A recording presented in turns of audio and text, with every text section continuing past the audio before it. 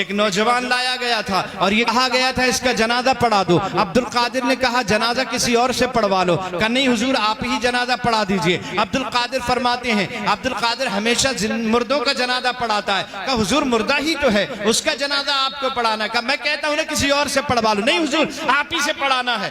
معاملہ یہ تھا، یہ پلاننگ کر کے نوجوان کو لایا گیا تھا، ہم تجھے چارپائی پہ لٹا دیتے ہیں، جب عبدالقادر جیلانی نماز جنازہ کی نیت باندھ لیں، اللہ اکبر کہہ دیں تو اٹھ کے بیٹھ جانا، ہم پیچھے سے آوازیں کسنا شروع کر دیں گے، عبدالقادر کی ولایت کا مذاق اڑانا شروع کر دیں گے، دھجیاں بکھر جائیں گی عبدالقادر جیلانی کی، مذاق اڑ کے رہ جائے گا عبدالقادر جیلانی کی۔ ان کی توہین کرنے کے ارادے سے ایک جنازہ تیار کر کے لایا گیا، نوجوان زندہ اس کے اوپر لٹایا گیا، چادر ڈال دی گئی، عبدالقادر کے سامنے کھڑا کر دیا گیا۔ غوث اعظم مدرسہ نظامیہ کی جامع مسجد سے، بغداد کی جامع مسجد سے نماز پڑھا کے باہر آئے، جنازہ تیار تھا، حضور نماز جنازہ پڑھا دیجئے۔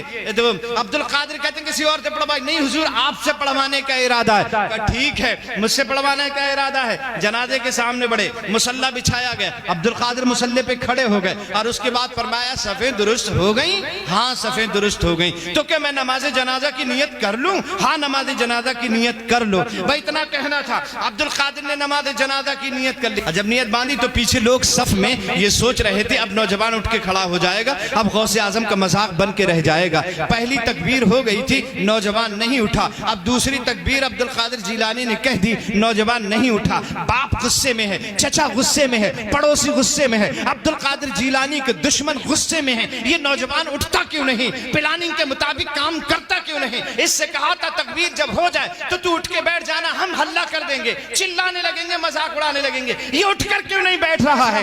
دو تکبیریں ہو گئے نہیں بیٹھا، تین تکبیریں ہو گئے نہیں اٹھ کے بیٹھا، چوتھی تکبیر ہو گئے نہیں اٹھ کے بیٹھا، اور اب عبدالقادر جیلانی نے السلام علیکم ورحمت اللہ، السلام علیکم ورحمت اللہ سلام پھیر دیا۔ جیسے ہی سلام پھیرا صف میں سے نکل کے باپ آیا، چادر کو اٹھایا، بے وقوف لڑکے جو پلاننگ کے تحت بتایا گیا تھا وہ تو نے کیوں نہیں کیا؟ تکبیر کے ساتھ کھڑا کیوں نہیں ہوا؟ چادر اٹھائی، دیکھا تو زندہ نہیں مردہ لیٹا ہوا تھا۔ عبدالقادر کے قدموں میں سارے نمازی گر پڑے، باپ گرا، چچا گرا، بھائی گرا، تایا گرا۔ عبدالقادر غضب ہو گیا، یہ کیا ہوا؟ غوث اعظم فرماتے ہیں یہ ٹھیک ہے، اللہ نے مجھے یہ اختیار عطا فرمایا ہے کہ میں مردوں کو اللہ کے حکم سے زندہ کر دیتا ہوں، لیکن اس کی تو میں نے نماز جنازہ پڑھا دی ہے اور میں نے تمہیں پہلے ہی بتایا تھا۔ عبدالقادر مردوں کی نماز جنازہ پڑھاتا ہے، اب یہ قیامت سے پہلے اٹھ نہیں سکتا ہے، اب یہ قیامت سے پہلے نہیں اٹھ سکتا ہے۔